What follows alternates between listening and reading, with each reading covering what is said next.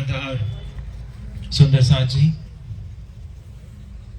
मुझे अभी थोड़े समय पहले मंच मंत्री की तरफ से निजानंद दर्शन पर बोलने का संदेशा प्राप्त हुआ है।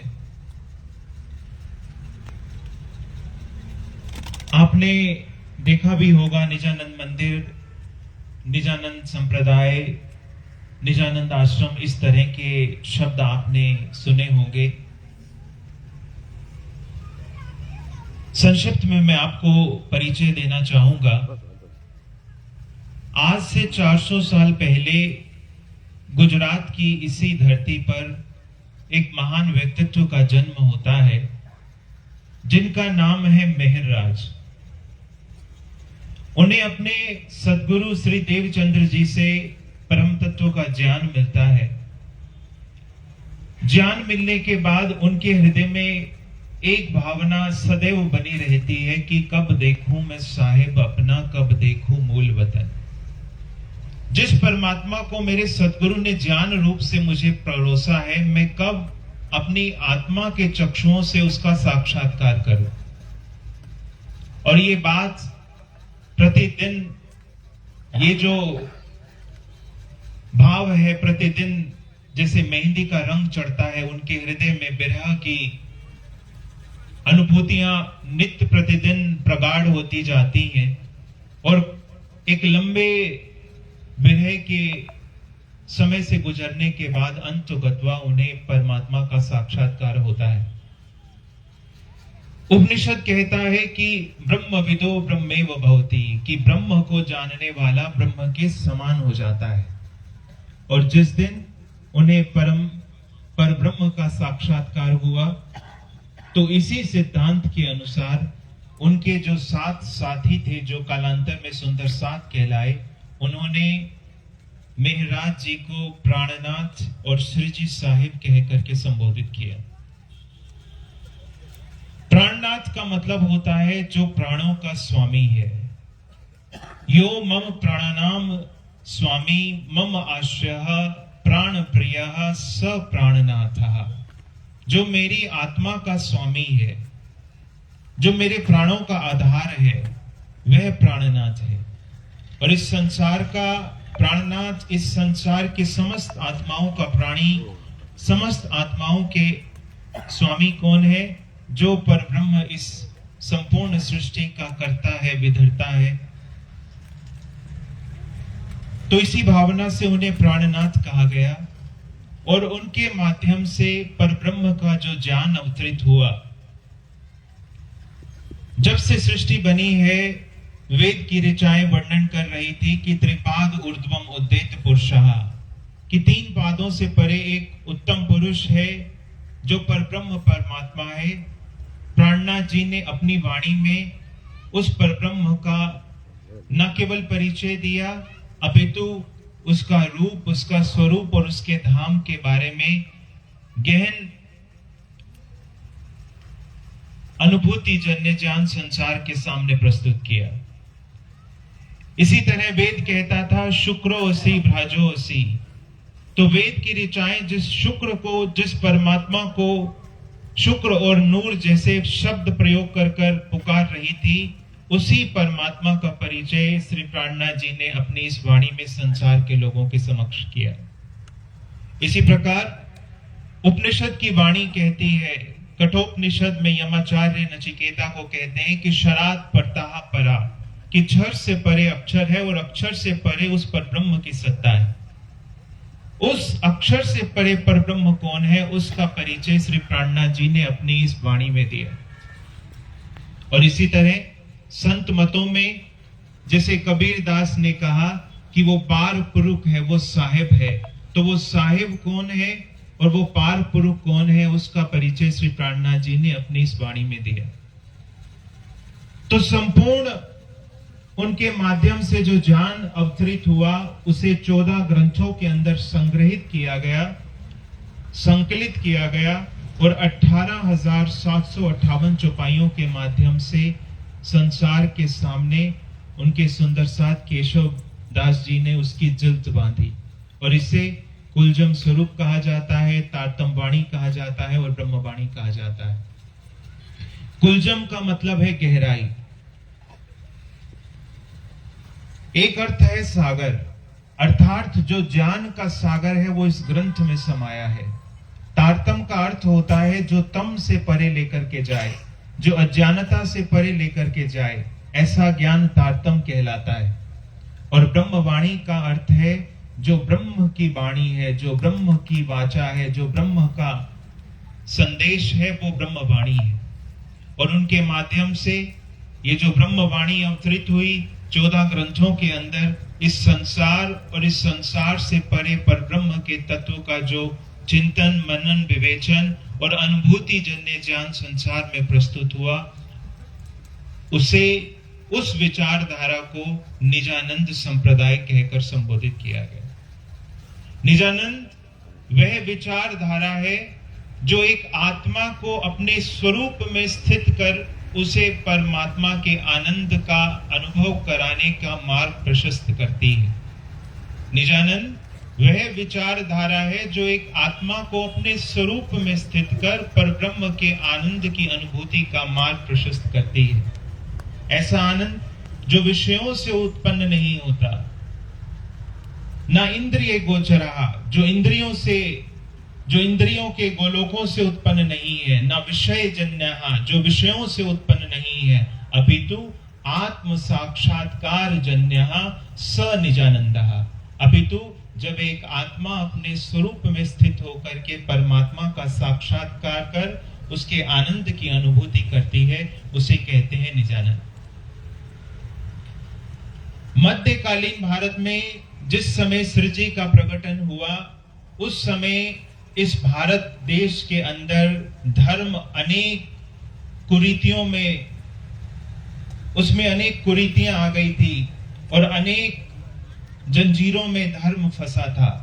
धर्म तो शाश्वत है, लेकिन कई बार उस शाश्वत सत्य के अंदर बाहर से ऐसी कुरीतियां और बाहर से ऐसी रूढ़िवादिताएं आ जाती हैं कि धर्म का स्वरूप जो है उसका वास्तविक स्वरूप छिप जाता है। जैसे आपने देखा होगा, वर्षा ऋतु में एक तालाब पर शैवाल की परत जम जाती है और उस हरी परत से जो शैवाल का शुद्ध जल है तालाब का, वो छिप जाता है। उसी प्रकार जिस समय श्री जी साहेब श्री प्राणनाथ जी का प्रकटन भारत वर्ष की इस भूमि में हुआ, उस समय भारत में भी जो धर्म का शाश्वत स्वरूप था, वो जो धर्म के शाश्वत स्वरूप का स्वच्छ जल था, उसके ऊपर रूढ़िवादिताओं की एक शैवाल जम गई थी। और श्री जी ने एक नारा इस भारतवर्ष और इस संसार को दिया, सुख शीतल करूं संसार। श्री जी का प्रकटन हुआ भारत देश के अंदर धर्म के उस शुद्धतम स्वरूप के पुनर्स्थापन के लिए। श्री जी का प्रकटन हुआ इस संसार के अंदर वो सार्वभौमिक सत्य जो वेदों में कहा, जो उपनिषदों में कहा, जिसे गीता में परम पुरुष, उत्तम पुरुष कहा और जिसे नानक ने अपनी वाणी में परम पुरुष कहा, उस ब्रह्म के विवेचन के लिए, उस ब्रह्म के ज्ञान के लिए। मैं आपको 2-3 उदाहरण देता हूं। मध्यकालीन भारत का वो दौर जिस समय श्री जी का प्रकटन होता है, अनेक समस्याओं से जूझ रहा है। सबसे गहरी समस्या यह है कि संपूर्ण भारतवर्ष के अंदर धर्म केवल कर्म कांड तक सीमित रह गया था। लोगों ने केवल यही मान लिया था कि यदि जटाएं बंधा ली जाएं, यदि जटाओं को बढ़ा लिया जाए तो हम धार्मिक कहलाएंगे। कोई अपना सिर मुंडवा कर बैठा था, कोई गले में 100 माला डाल करके अपने आप को सन्यासी घोषित कर रहा था, कोई दिन में 4 बार चौका देता था, कोई द्वादशी के व्रत रखकर अपने आप को सबसे बड़ा धार्मिक मानता था। श्री जी ने कर्म कांड पर आधारित धर्म पर तीखा प्रहार करते हुए कहा कि 100 माला वाओ गले में, द्वादश करो 10 बेर, कि भले ही 100 मालाओं को गले में पहनो, भले ही द्वादशी के व्रत जन्म भर करो, 4 बार चौका देओ, पहनो उत्तम वस्त्र कांबल, चाहे भोजन के लिए 4 बार चौका देओ, चाहे उत्तम कांबल वस्त्र पहनो, कोई बढ़ाओ कोई मुंडाओ, चाहे अपनी जटाओं को बढ़ाओ, चाहे अपने शीश को मुंडाओ। सीखो सबे संस्कृत, चाहे संस्कृत का ऊंचे से ऊंचा ज्ञान अर्जित करो। सीखो सब योगारंभ, चाहे योग की नाना पद्धतियों के अंदर अपने आप को प्रवीण बनाओ। श्री जी ने कहा कि एक खेल सकल सब मन का, और मनुआ दिए बिन हाथ न आए। ये सारी जो गतिविधियां हैं, ये जो सारे कर्म कांड हैं, ये केवल शरीर तक सीमित हैं। श्री जी ने भारतवर्ष को एक विचारधारा दी कि धर्म भीतर का विषय है, आनंद भीतर का विषय है, धर्म आत्मा का विषय है। और जब तक बाहरी कर्म कांडों पर हमारी चेतना स्थिर रहेगी, हमें कोई भी गहरी आनंद की अनुभूति नहीं हो सकती। श्री जी ने कर्म कांड पर प्रहार किया। दूसरा, उस समय भारतवर्ष जातिवाद के संघर्ष में गूंज रहा था। आज भी भारत के अंदर प्रतिदिन कोई ना कोई ऐसी घटना होती है। श्री जी का स्पष्ट कथन था कि संसार के अंदर सबके भीतर एक ही चेतन तत्व बैठा है। यहाँ ना कोई ऊंचा है, यहाँ ना कोई नीचा है, सब एक समान है। श्री जी की वाणी स्पष्ट संदेश देती है कि चंडाल हृदय निर्मल खेलत संग भगवान। श्री जी कहते हैं कि जिसका भी हृदय निर्मल है, परमात्मा उस निर्मल हृदय में आकर के वास करता है। इसका कोई लेना देना ही नहीं कि उसकी जाति क्या है, उसका वर्ण क्या है, उसका संप्रदाय क्या है। हर जाति हर वर्ण का व्यक्ति यदि अपने हृदय को निर्मल करे तो वह परमात्मा को अपने हृदय में बसा सकता है। और तीसरा, मध्यकालीन भारत जूझ रहा था संप्रदायों से। आज भी आप देखेंगे हर रोज टीवी में डिबेट आती है, दो संप्रदाय के लोग आपस में झगड़ते हैं।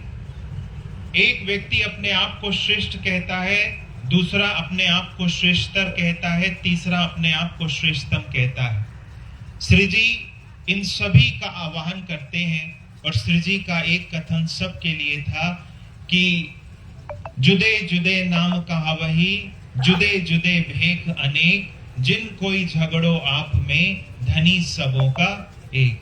कि यहाँ हमारे वेशभूषा अलग अलग हो सकते हैं, हमारे नाम अलग अलग हो सकते हैं, हमारे संप्रदाय अलग अलग हो सकते हैं, लेकिन जिन कोई झगड़ो आप में धनी सबों का एक। लेकिन वो जो परमात्मा है, वो परमात्मा सबका है और वो केवल एक है।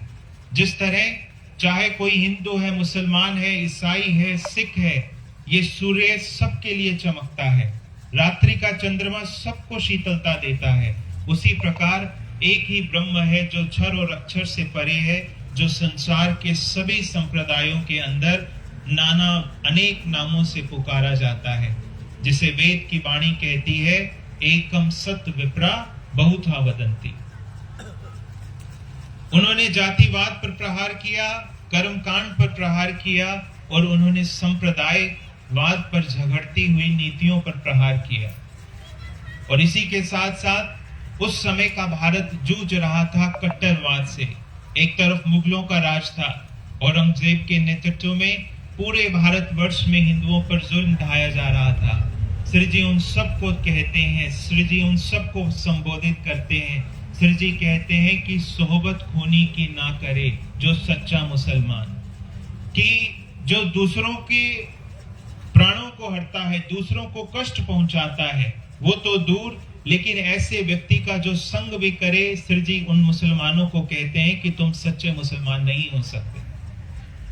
श्री जी ने कट्टरवाद के विरुद्ध आवाज उठाई। आज भी भारत की परिस्थितियों को देखा जाए तो मुझे लगता है कि 400 साल पहले श्री जी ने जिन चुनौतियों को भारत के अंदर देखा, आज भी वो चुनौतियां जस की तस दिखाई पड़ती हैं।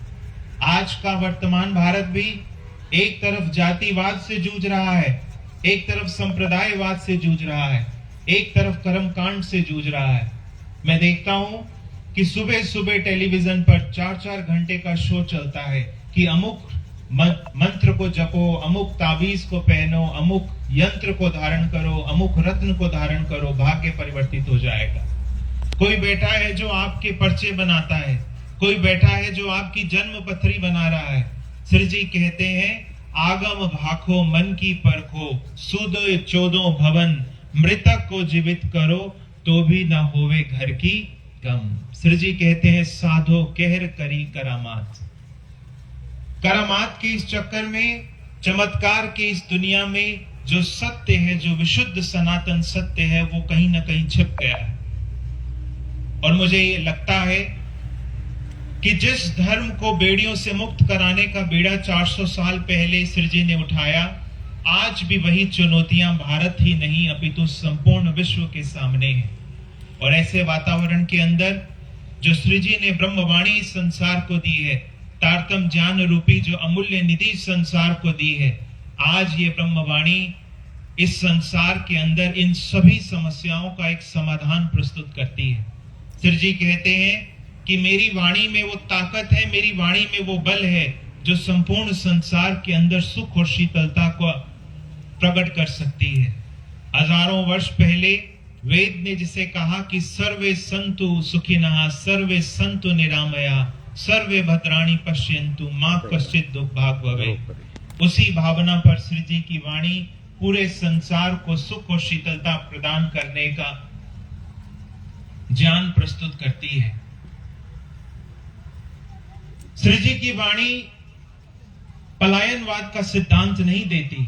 श्री जी कहते हैं कि घर में रहिए, न्यारे रहिए, कीजिए अंतर में वास।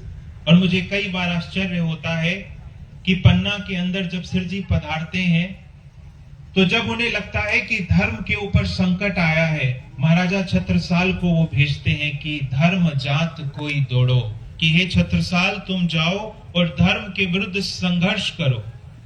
और ये बड़ा अनूठा लगता है। एक व्यक्ति श्री जी के पास आता है, श्री जी उसे कहते हैं कि तुम आंख बंद कर कर ध्यान करो। और महाराजा जब श्री जी के पास आते हैं, श्री जी अपने हाथ से उन्हें तलवार देते हैं और उनके सिर पर रुमाल बांधकर उन्हें आशीर्वाद देते हैं कि जाओ तुम लड़ो। यही समन्वयवाद है। यहाँ जीवन का पलायन नहीं सिखाया श्री जी ने, अपितु श्री जी ने सिखाया कि संसार में रहते हुए भी धर्म के सिद्धांतों को जिया जा सकता है। ना किसी सन्यासी की जरूरत है और ना किसी संसार को छोड़ने की जरूरत है। यहाँ चाहे कोई सन्यास ले, चाहे कोई गृहस्थ ले, ये उसका व्यक्तिगत चुनाव है, लेकिन धर्म को किसी वर्ण में नहीं विशेष अधिकार दिया जा सकता। श्री जी की वाणी ने इस संसार को समता का संदेश दिया। श्री जी की वाणी ने संसार के अंदर सार्वभौमिक सत्य का विवेचन किया और श्री जी की वाणी ने इस संसार के अंदर धर्मनिरपेक्षता की बात की। और जैसा मैंने कहा कि आज जिस प्रकार से परिस्थितियां भारत ही नहीं अपितु संपूर्ण विश्व पर छाई है, निजानंद संप्रदाय श्री जी द्वारा प्रदत्त ब्रह्मवाणी प्राणनाथ जी की वाणी इस संसार के अंदर जातिवाद के, वर्गवाद के, संप्रदायवाद के, प्रांतवाद के सभी संघर्षों को समाप्त कर एक रूपता का वातावरण प्रस्तुत कर सकती है। श्री जी के समय से ही मैंने पहले भी कहा है कि निजानंद संप्रदाय ने भारत के इतिहास के अंदर एक अमूल्य भूमिका निभाई है। चाहे महाराजा छत्रसाल का तन हो, चाहे रानी की झांसी लक्ष्मीबाई का तन हो और चाहे गुजरात के महात्मा गांधी हो, ये सभी महान व्यक्ति श्री जी की विचारधारा से प्रभावित रहे। इस देश ने दो बड़ी गुलामियों को सहा है। एक गुलामी थी मुगलों की और दूसरी गुलामी थी अंग्रेजों की। जब मुगलों ने इस भारत को गुलाम बनाया तो मुगलों की सत्ता का अंत करने के लिए शिवाजी के साथ महाराजा छत्रसाल कंधे से कंधा लगाकर लड़े। महाराजा छत्रसाल को प्रेरणा किसने दी? श्री जी ने दी। महाराजा छत्रसाल को प्रेरणा कहां से मिली? तारतम वाणी से मिली, ब्रह्मवाणी से मिली। और ये निजानंद संप्रदाय का इस भारत की एक अमूल्य देन है कि जो एक लंबी मुगलों की गुलामी थी, उस गुलामी के आखिरी ताबूत में जिसे कील ठोकने का कार्य किया जाता है, वो श्री जी की प्रेरणा पाकर महाराजा छत्रसाल ने औरंगजेब को परास्त कर किया। और जैसा मैंने कहा कि दूसरी गुलामी इस भारत ने झेली अंग्रेजों की, और अंग्रेजों के विरुद्ध सबसे पहली 1857 की क्रांति का बिगुल जिसने बजाया, रानी की झांसी लक्ष्मीबाई। और उस रानी की झांसी लक्ष्मीबाई को भी प्रेरणा मिली जुगलदास महाराज जी से, जो आज भी झांसी के अंदर भांडेर में जिनका स्थान है। और रानी की झांसी लक्ष्मीबाई भी जुगलदास जी महाराज के माध्यम से श्री जी की इस ब्रह्मवाणी से प्रभावित थी, धर्म जाता रे कोई दौड़ो। और अंग्रेजों की इस गुलामी के अंदर जो आखिरी क्रांति जो महात्मा गांधी ने जिसमें एक अमूल्य योगदान दिया, वैसे तो सबका अपना अपना योगदान है, सुभाष चंद्र बोस अपनी जगह लड़े, भगत सिंह अपनी जगह लड़े, लेकिन महात्मा गांधी के अमूल्य योगदान को भी देश भुला नहीं सकता। और महात्मा गांधी की जो माता थी वो भी निजानंद संप्रदाय की अनुयायी थी, और उन्होंने ही महात्मा गांधी को सर्वधर्म समन्वय का सिद्धांत दिया।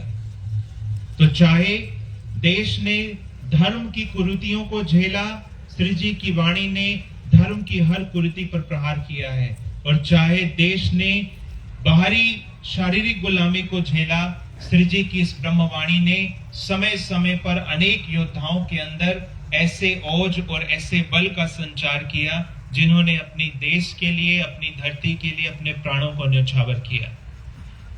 राम राज्य की बात कही जाती है, महाराजा छत्रसाल ने भी एक छत्रसाल राज्य की बात की, और उस राज्य के अंदर सबसे पहली बात उन्होंने की कि एक तो मेरा समाज ब्रह्मविद बने। ब्रह्मविद समाज कौन है? जो अंधविश्वासों को छोड़ता है, जो कुरीतियों को छोड़ता है, जो अंध परंपराओं का त्याग करता है और शुद्ध शाश्वत सत्य का अंगीकार करता है। महाराजा छत्रसाल कहते हैं कि मैं एक ऐसे राज्य की कल्पना करता हूं जो ब्रह्मविद हो, जहां जातिवाद पर कोई झगड़ा ना हो, जहां संप्रदायवाद पर कोई झगड़ा ना हो, जहां मनुष्य अपनी संकीर्णताओं को छोड़े और उस शाश्वत पर ब्रह्म की तरफ अपने कदम बढ़ाए। और दूसरा, महाराजा छत्रसाल ने कहा, मैं एक ऐसे राज्य की कल्पना करता हूं जिसके लोग अपने राष्ट्र के प्रति समर्पित हों। तो श्री जी की इस वाणी के अंदर राष्ट्रवाद भी है, श्री जी की इस वाणी के अंदर अपने देश के प्रति प्रेम की भावना भी है। तो चाहे आप किसी भी कोण से इसे देखें, श्री जी की वाणी चाहे सामाजिक कुरीतियां हो, धार्मिक कुरीतियां हो, और चाहे अन्य विषमताएं हो, सबका समाधान संसार के सामने प्रस्तुत करती है। और जैसा मैंने कहा, वर्तमान समय में केवल ब्रह्मवाणी ही एक ऐसा अद्वितीय ग्रंथ है जो इस संपूर्ण मानवता को धर्म के शाश्वत स्वरूप पर वर्तमान में जो काले बादल छाए हैं, उन काले बादलों को दूर कर शाश्वत सत्य का दर्शन करा सकती है। मेहर का मतलब ही सूर्य होता है। प्राणनाथ जी का ये ज्ञान उस सूर्य के समान है जिस सूर्य के उदय होने पर अंधकार समाप्त हो जाता है। वेदों में जिसे कहा कि तमसो मां ज्योतिर्गम्य, कि हे परमात्मा तू मुझे अंधकार से प्रकाश की ओर ले चल। ये ब्रह्मवाणी वह साधन है जो तमस से ज्ञान प्रकाश की तरफ ले जाती है। वेद कहता है कि मृत्योर मां अमृत गम्य, कि हे परमात्मा तू मुझे मृत्यु से अमृत की तरफ ले चल। पुराणों की कहानियों में जिस सागर का मंथन किया, उस सागर के मंथन से एक तो विष प्रकट हुआ और एक अमृत प्रकट हुआ। लेकिन ब्रह्म ज्ञान ऐसा साधन है जिसका जब मंथन किया जाए तो केवल अमृत प्रकट होता है, और वह जो अमृत है वह आत्मा को मृत्यु से परे अमृत की तरफ ले जाने का साधन बनता है। तो मैं आप सबसे निवेदन करूंगा कि जो भी यहाँ पर धर्म जिज्ञासु हैं, जो पहली बार आए हैं, वे कृपया इस ब्रह्मवाणी को पढ़ें, इस ब्रह्मवाणी के तथ्यों को जानें। बाहर आपको कई छोटे बड़े लघु ग्रंथ मिल जाएंगे। यदि आप इसे पढ़ेंगे तो आपको ऐसा प्रतीत होगा कि जैसे एक आकाश में जब इंद्रधनुष निकलता है तो उसमें सारे रंग समाहित हो जाते हैं। उसी तरह से मैं कई बार कहता आया हूं कि श्री जी का प्रकटन, प्राणनाथ जी का प्रकटन भारत के आध्यात्मिक आकाश में प्रकट हुए एक इंद्रधनुष के समान है, जिसमें ज्ञान, भक्ति, वैराग्य, प्रेम, निष्काम कर्म के सारे रंग समाहित हो गए। और मैं कई बार देखता हूं कि जैसे वो जो पार पुरुष है, वो जो सृजी साहिब इस संसार में प्रगटे हैं, उनके हाथ में एक सुधा का कलश है, और उस सुधा कलश का नाम है तारतम्य रूपी सुधा। और इस संसार के अंदर माया तृष्णाओं के हलाहल से पीड़ित कोई भी व्यक्ति यदि इस तारतम्य सुधा का एक बूंद भी चखेगा, उसे परम आनंद की अनुभूति अवश्य होगी। तो संक्षिप्त रूप में मैंने आपको निजानंद संप्रदाय का परिचय दिया, मैंने आपको प्राणनाथ जी के बारे में बताया, मैंने आपको निजानंद संप्रदाय के इस भारत के इतिहास में क्या अमूल्य देन रही उसके बारे में बताया। मेरा समय भी पूरा होने वाला है और अंत में मैं इतना कहना चाहूंगा कि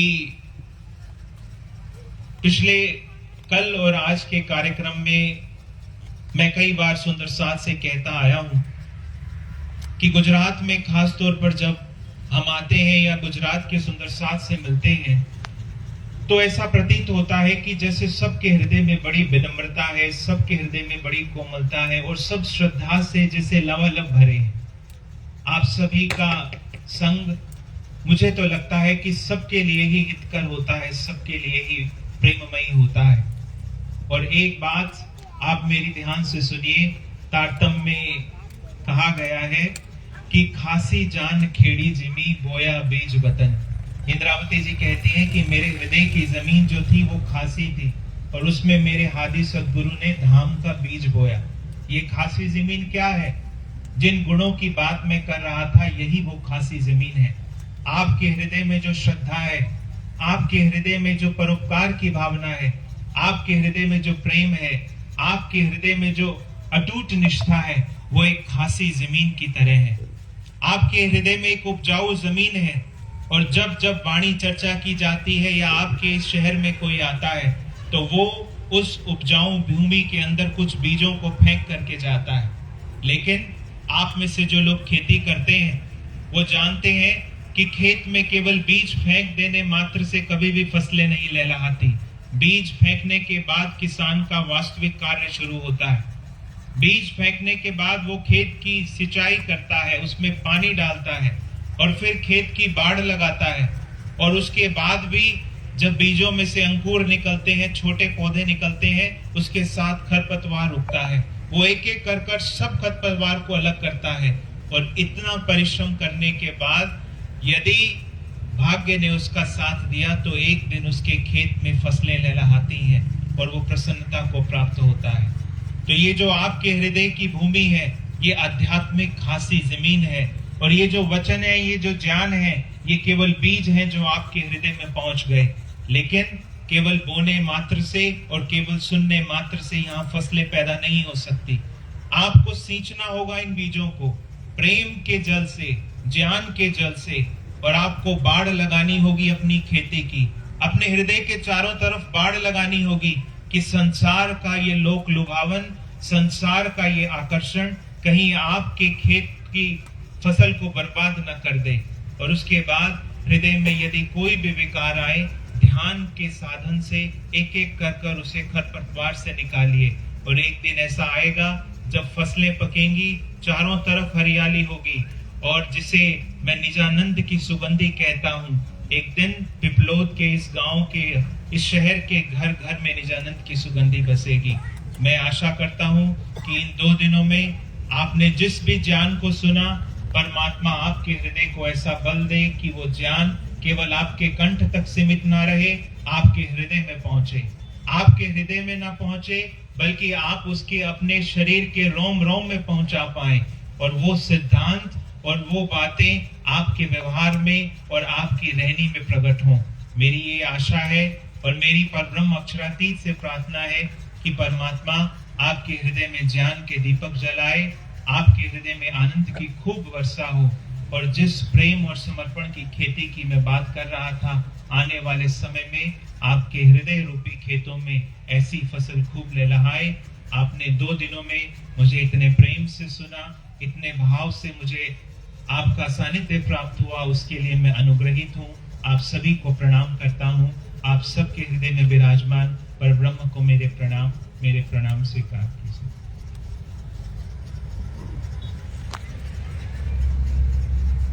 बोलो श्री प्राणनाथ प्यारे की जय। निजानंद संप्रदाय का संक्षिप्त में परिचय कि हम कौन है और हमारा परिचय क्या है। निज आनंद में वास करने वाली, सदा आनंद में रहने वाले जो